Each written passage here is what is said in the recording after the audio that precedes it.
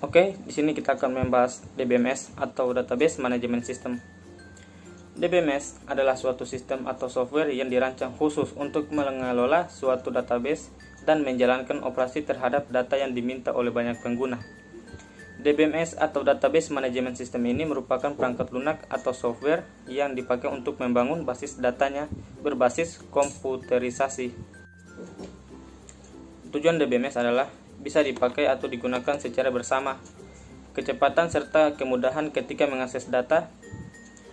Ketiga, menghemat ruang penyimpanan data. Yang keempat, untuk keamanan data. Yang kelima, menghilangkan duplikasi dan inkonsistensi data. Yang keenam, menangani data dalam jumlah yang banyak atau besar. Database Language. Database Language ada dua. Yang pertama, DDL atau Data Definition Language, Data Manipulasi Language atau disingkat jadi DML. Yang pertama, DDL dipakai untuk menggambarkan desain dari basis data secara menyeluruh. DDL atau Data Definition Language dapat dipakai untuk membuat tabel baru, memuat indeks, maupun mengubah tabel. Hasil dari kompilasi DDL akan disimpan di kamus data.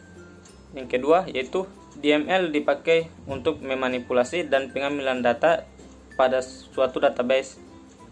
Misalnya, seperti penambahan data yang baru ke dalam suatu basis data, menghapus data pada suatu basis data, dan mengubah data pada suatu basis data.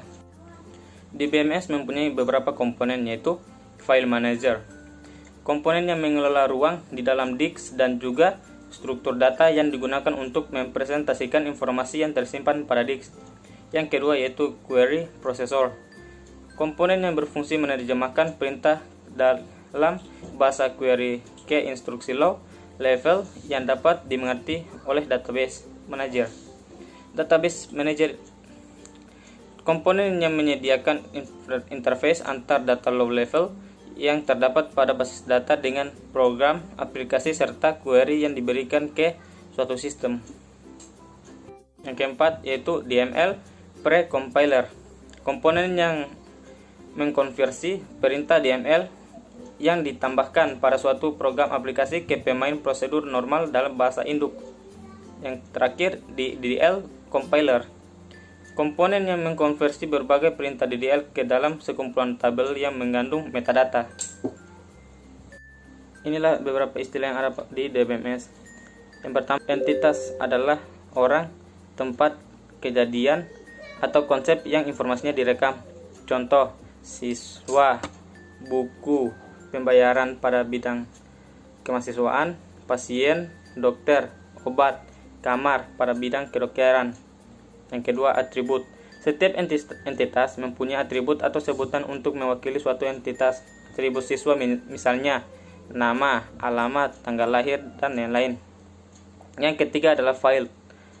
File yaitu mempresentasikan suatu atribut dari record yang menunjukkan suatu item data, misalnya nama, alamat, dan sebagainya.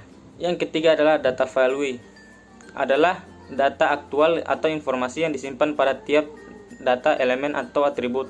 Contoh data value untuk atribut nama mahasiswa adalah Sutrisno Budiman. Yang keempat adalah record. Kumpulan dari file membentuk satu record.